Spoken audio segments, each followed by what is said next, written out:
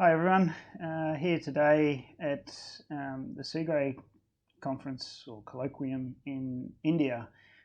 We've just been doing some work on the B2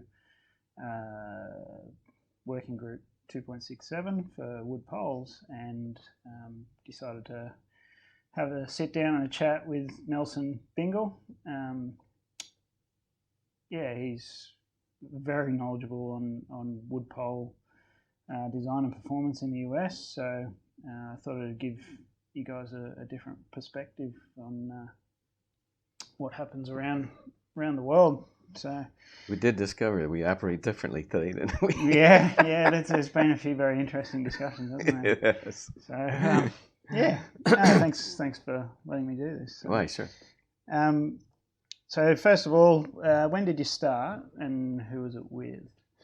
1987. I went to work for Osmose Utilities services, and I was the first engineer they hired, and was there for 30 years, just retired in 2017.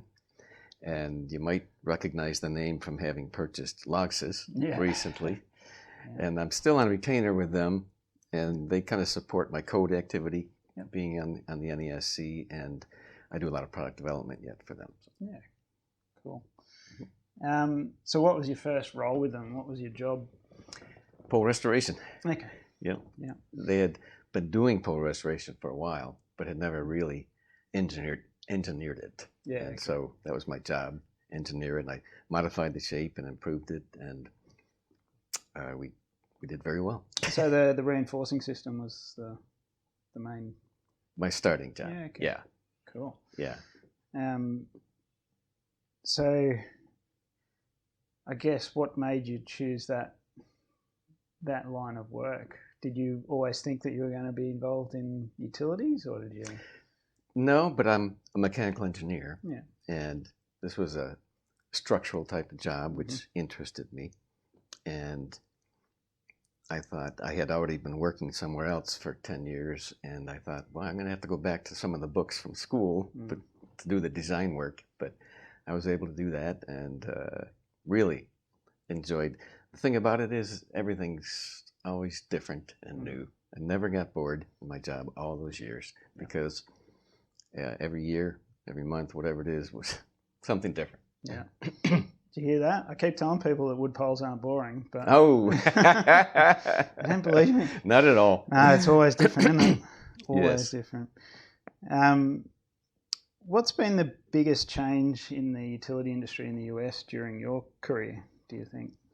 Biggest change? Well, I think there were several hundred IOUs at the time, and then now we're down to about 50 or 60. Yeah, okay.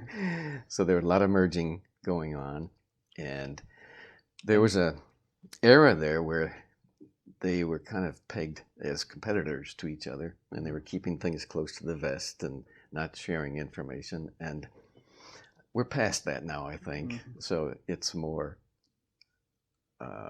collaborative, productive type of environment. Today they have to deal with cybersecurity and automation and the changing market, from distant generation to local generation and distributed generation. It's really messing up their business model. So there's a lot of, it's a disruptive era for them right now. And for all the Australians out there, IOUs would be the equivalent of like a distribution company? In the investor-owned utility. Okay. Yep. Right. Cool. So I guess what were some of the highlights of your career? Highlights. Pretty interesting. I got to the point where I thought, with the steel truss system had been the same for quite a few years, so we should look at that. And we figured out why. What happened was we went to higher and higher strength steel. So we went from 60 to 80, and that worked fine. Then we went to 100,000 yield steel, and yet we got less strength than we did with the 80,000. Yeah, that's in PSI too, isn't it? Pardon me? PSI? Yes. Yeah. Yes, sorry. 100,000 PSI. And so we went to work. The shear center was the problem, and we had to get modify the shape to get the shear center closer to the pole. And just sat down one day, was scribbling around with some concepts, and thought, let's try this. So we went through several iterations, but finally came up with a design, and since was awarded 3 patents for that, because it's a very unique way. Nobody else is using 100,000 yield, and the trusses were lighter and stronger and lower in cost. So it was like, everybody wins. Yeah, cool. Nice. So what, you obviously have travelled a fair bit as well. Oh, yes. Where's the nicest place you've travelled to? One of the most spectacular places, I think, is Vancouver, Canada. I spent 7 years out in the San Francisco Bay Area, but I think Vancouver is even more spectacular, with the mountains behind it and everything.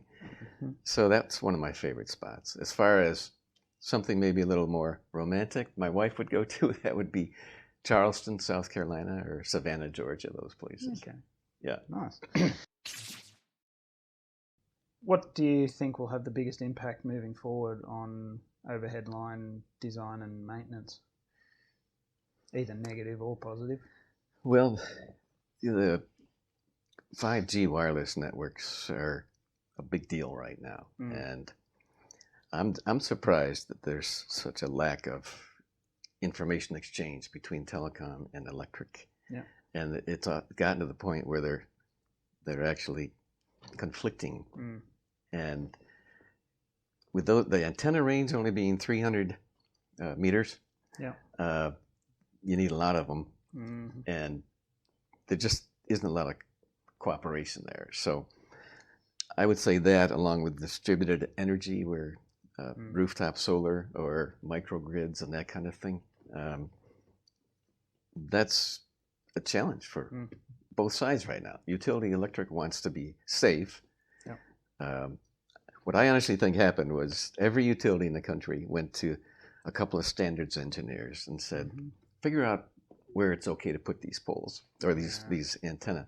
And as a result, every utility has a different spec.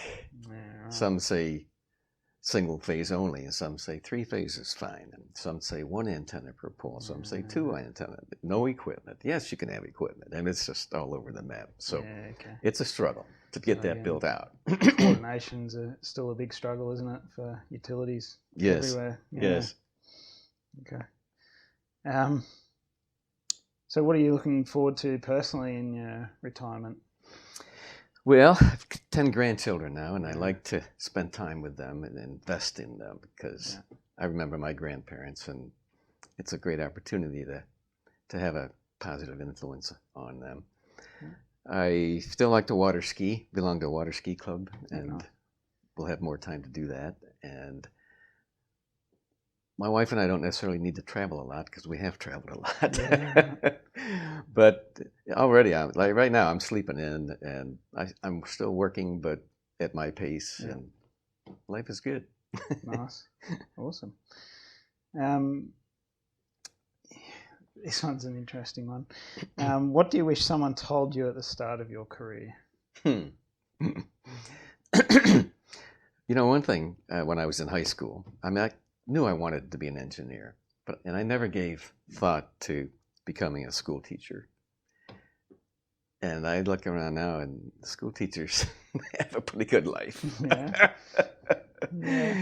And my son and his wife are both teachers, but I guess a better understanding of all the opportunities. I didn't have anybody to really coach me. I just pursued the engineering, and I'm glad I did. But there's a lot of things. You got to make sure you keep a balanced life as best you can. People like myself are pretty driven, and a lot of that focus goes to work, and yet it's very important to balance time with your family. And because when you get to my stage of life, I've got patents and I've got awards and I got this stuff, but where's that stuff? Your family is what counts. So it's very important. That's awesome. Well, thanks for your time. Is there anything else you wanted to add? Well, your comment about the industry, I truly, really I'm passionate about it. Mm. Wood poles are my life. You know, I'm proud to say that. And it has been very enjoyable. And the change will continue to come. So new challenges, new needs, new interests will continue to come. So I think it's still a good opportunity for people going ahead. Awesome. All right. Thanks for your time. Why, sure. Yeah. Nice It's to been a talk pleasure with you. the last couple of days. My pleasure. It's always a pleasure Oh, gosh. sitting down with you guys. I really enjoyed it myself.